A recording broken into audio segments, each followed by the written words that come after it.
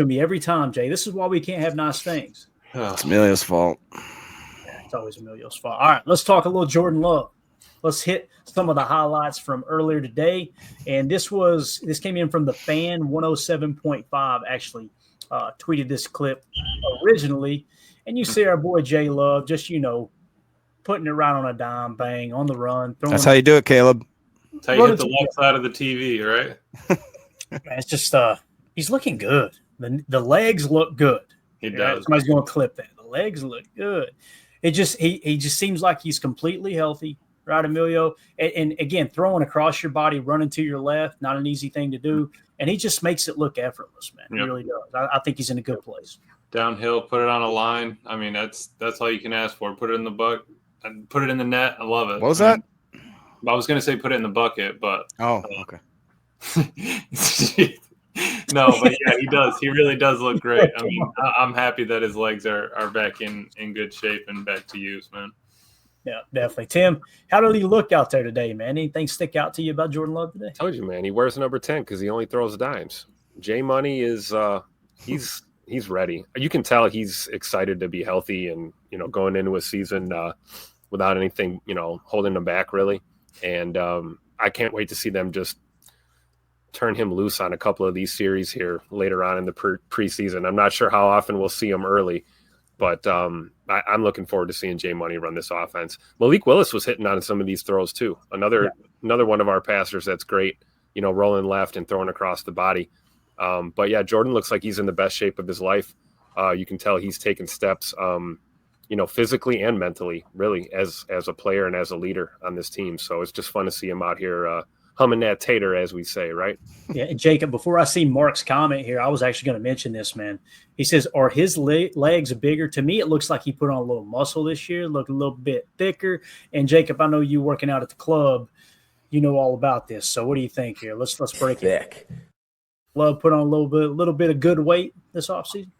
I think so. I think he's young enough and old enough at the same time to remember that when Aaron Rodgers kind of had those revitalized seasons, that he emphasized how he worked out his legs a lot more than he ever did. And then obviously after Love suffers an unfortunate groin injury and then some other kind of tweaks here and there throughout the season, maybe it sparked something in his mind. Hey, man, I got to start doing some like what hurts the guy that can squat like 600 pounds or whatever the case is. I'm not saying Jordan's up to that level, but maybe he threw a couple extra plates on this season and now he's repping like Emilio in the garage. You know what I mean? Ooh, you know it.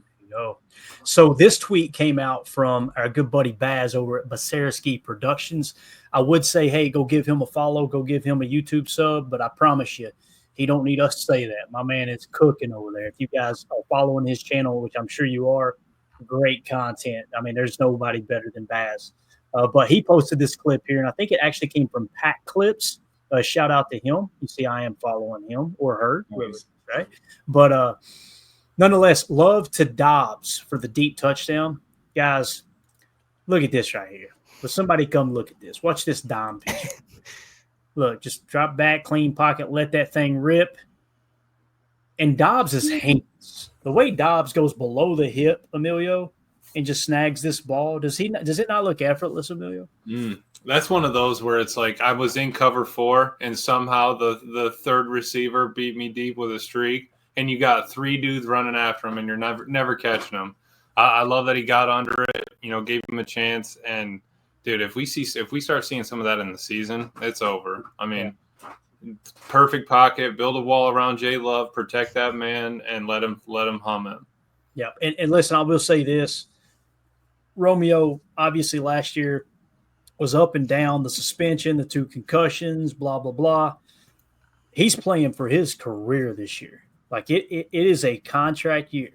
And whether or not the Packers want to re-sign him, Jacob, one thing's for sure, there's another team that's going to look to pick him up if the Packers do decide to move on. And you know what?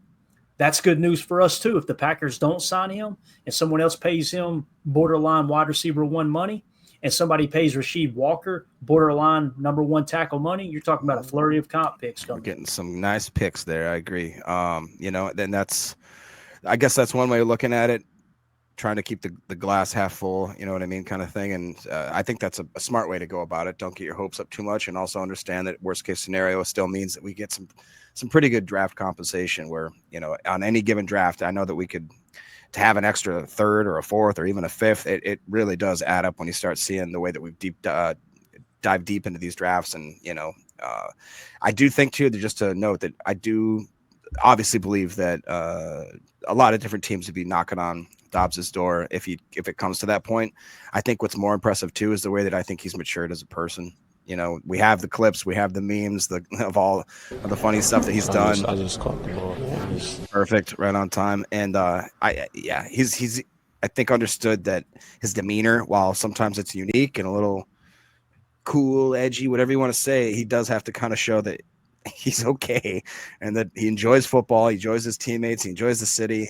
I think he's grown. Yeah, and Tim, one thing that I love about the Romeo Doubs and how he's arguably got the best hands on the team now, that wasn't the case when he got to the NFL. I remember the reports coming out that he was staying after practice on the jugs machine because he kept dropping the ball, right? And this is a perfect example of people like Dontavion Wicks, or maybe it's Savion Williams, who had a pretty high drop rate in college. If you get on the jugs machine, you can fix that. That can be fixed, and gives you a lot of hope. What do you think about Rome here, man? I mean, he cooked the defense, and then late hands, beautiful, man. Yeah, awesome. And I think a lot of it is him doing those drills, the jugs machine and the hand-eye coordination drills. I think Rome's big issue when he had the drop problem was he wasn't looking them all the way in. You know, you got to look that ball in sometimes, especially when you're streaking down the field, tracking a ball at 50, 60 yards in the air. You know, if you take your eye off for 1 second at the end, you're going to drop the ball. So I think his hand-eye coordination's improved. And, you know, like to the point about, you know, Rome's demeanor, you know, in the media or in the locker room, post-game, that kind of stuff. I tell you, when he's on that football field, he's a totally different person. I think the football field is Rome's happy place. I think he's extremely talkative, definitely smiles a lot on the football field, and is definitely more outgoing. So, you know, on the field is where you really see that personality shine. And, you know, we can talk about, you know, the type of compensation we're going to get for a guy like this in a potential trade. And it's true, and it does bode well for our organization, but I don't want to see Rome going anywhere, man. I'm way too old for this. I don't know if I'd predict it and say that he's not going anywhere, because anything can happen in this business, but the fan in me wants 87 on this team. I think he makes this already dynamic receiving room that much better. I really like Romeo Rome. Yeah, I think that's true. Just real quick, we do have a jugs machine at the club. It's just a little different, but I work that thing. All right, moving along. So Baz with another tweet here from Pat Clips, and this is Jaden Reed cooking Javon Bullard. Javon Bullard, listen, he sparked a lot of conversation today, and you know, people were piling on him pretty hard. Guys, we're not going to be playing as much man coverage as you're seeing in training camp. So the beautiful thing about Bullard's game, plays really well in zone, right? Plays really well out of the slot, in my opinion, way better than safety. It's going to be very, very rare that they're going to ask him to play a mirror match press, which is essentially what you've got here, against a two, right? Not a number two receiver, but in the two. It's going to be rare that happens. Most of the time, going to be in a zone look. So with that being said, I'm not overly concerned about Bullard, but this is just Jaden Reed. And I seen too old for this comment. I got to respectfully disagree with that. I think it was too old for this. It said about Dobbs over Reed, I believe, trade Reed. Reed has been so much more productive than Dobbs, and Reed did it, you know, in a shorter amount of time. To me, Reed is the guy that kind of makes this offense go from a receiver standpoint. I could be wrong, though, man. We may be looking up in a month or two, and you're right, and he is the one that gets dealt. Maybe they extend Dobbs. I like them both, and I love to have them both on the roster for the entirety of the season, because I think that's going to play a huge role. You're getting a motivated Romeo Doubs, and you're getting a Jaden Reed that led the team in receiving the last 2 years.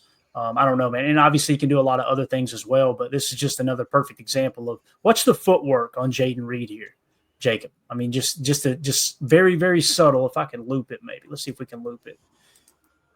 Look at the bang, inside out, and just a foot race and beats Bullard. Guys, you remember Bullard had a hell of an RAS, right? Like he was in the upper 9, if I remember correctly, like above a 9.5 maybe. Somebody wants to fact check that. He's definitely over 9 RAS. And this is just Jaden Reed. He's just faster guy. And again, subtle, smooth right there, little stutter step inside, Jacob, and then cooking him on the 9 fade. Yeah, I don't think that Bird's going anywhere. He's just been the most consistent player, I believe, also in that wide receiver room. Obviously, we struggled with some drops more than we would like last year, but all of them did. And that's not an excuse, but it is what it is. As far as production-wise, I agree with you. As far as just him kind of finding that zone, him coming in another year where he just understands the system. He's got more continuity with the coaches, with the playing, the scheme that LaFleur's asked him to do, and his individual role on the team. I think each year gets a little more defined. And I whereas years past, I don't want to see him back returning punts. Okay, just stop that. We don't need to do it anymore. It's not his niche on this team. But in other ways, I think we need to let him grow and find certain other things. And we've got some younger guys. We got some quicker guys, some gadget guys. So maybe just let him focus on being a very highly touted route runner and actually executing and maybe being. And I could see him honestly becoming more of, I don't want to say the X receiver, but just kind of a go-to for Love. Yeah, I can see it. And again, I've talked about this, Tim. People just see him predominantly as a slot receiver, and that's not what the tape showed. The tape showed that he can play outside, and it's much what Greg Cosell talked about throughout the draft process, not specifically Jaden Reed's year coming out in the draft, but just, really talking about Matthew Golden this year, saying, hey, look, people are looking at slot reps, when in all honesty, they may start in the slot and they motion out and you turn into a moving Z and you're running outside choice concepts, Exactly. And it's fun to watch him at the practice field working with Matthew Golden. We talk about iron sharpening iron, right? Like, I think Bird's going to be instrumental in the development of Matthew Golden. We've got a tape for days of footwork for Matthew Golden that looks like a guy that's been playing in the NFL for 10 years already. And, he's, barely getting his feet wet here as a rookie. So guys like Jaden Reed make your football team better, And then as far as, Javon Bullard getting cooked here, guys, 90% of DBs get cooked in these type of drills. The best in the business get cooked routinely in these one-on-one kind of press coverage type of drills. It's more of I think they're looking more at the receiver, right? I mean, it's a receiver-led type drill, quarterback drill. But in Bullard's defense, I mean, he doesn't quit on the play. He knows he's cooked right there, but he's going to close out and, not quit on the play. You love that in him. And we've always known that coverage is not his strong suit. So, the more he works on it, if he can make that an attribute to his game, then, we can talk about him, being a true, cover corner. I think that's why they decided to keep him listed as a safety, even though they're going to drop him into the slot on occasion. I think we might get to see some Javon Bullard, playing back there. I don't know if necessarily post safety, but maybe swapping spots with Evan Williams on a few of these looks we could see. But at the end of the day, Bull is a bulldog, right? And he's gonna be that slot bully that you want. I'm not too worried about a little bit of shaky coverage there on a one-on-one. Like Clay was saying, we're not going to ask him to do that a lot. It's going to be playing a lot of zone. Real quick, Bates did say that he had an 8.25 RAS. I'm not sure if that was under the safety or the cornerback moniker, but I agree kind of what Tim just said is what Coach Len's saying. It was safety, Jake. It was safety. Safety. Okay. So he thinks that Bill will be in on early downs, probably playing maybe in that slot position to try to control that run. And depending on the down and distance, will probably snap back, let him, obviously Evan and X take control of that. And that, to me right now, would be the perfect way to utilize him, in my opinion. Yeah, absolutely.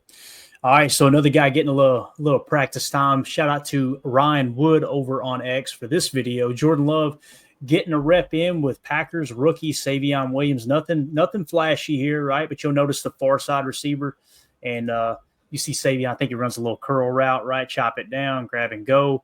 It's a big old boy right there at wide receiver, guys. Really excited to see what Savion can do. That's another guy, Tim.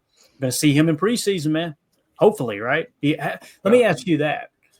Obviously today, was he limited today or was he just full participation? Have we seen him in 11-on-11 yet, Tim? Do you know for sure or not? I didn't personally, but possibly. I know today's the most action we've seen out of him in a while. So I think he was a full go. Yeah, you can probably understand where I'm going here. I'm wondering, is he going to play against the Jets? So we wait another week, then try to get him some preseason reps the following week. I don't really know, but nonetheless, man, Savion, it's exciting. Him and Matthew. Is that Matthew Golden here on the near side too? Side 22. Yep. Dude, he's so smooth, man. He is. And the way he catches, watch Savion. There's nothing that Savion really does wrong here, Jacob. Watch him catch the ball. Okay. Now watch Matthew Golden catch the ball. There's just something about Matthew Golden. It's just the way he snatches, he attacks the ball. Bang. Yep. Upfield. It's just he's smooth as butter. Man. He said that numerous times. If that ball's up in the air, I'm gonna go get it. I'm not waiting for that ball to get to me. I'm gonna bring that ball in. And you love that in him. But Savion, again, one of those guys. If it were up to me, for my money, yeah, get him on the field as soon as possible. If he's good to go, he's cleared, and he can play against the Jets on Saturday, I say get him out there and get him a lot of reps. And let's see how consistent he can stay on the field. That to me has been the big concern. He had the shoulder issue. We knew that when we drafted him. We had a little concussion scare, a couple other things going on, and it's part of the game, right? It's football. You're going to get banged up. Things happen. But I want to see, are you the type of player that can bounce back and get back to the field and, not be a guy that's missing multiple weeks due to injuries. We've seen that numerous times with young receivers, and it sucks, right? It's frustrating. It can kind of screw up your development. You can't make the club in the tub. So it's good to see him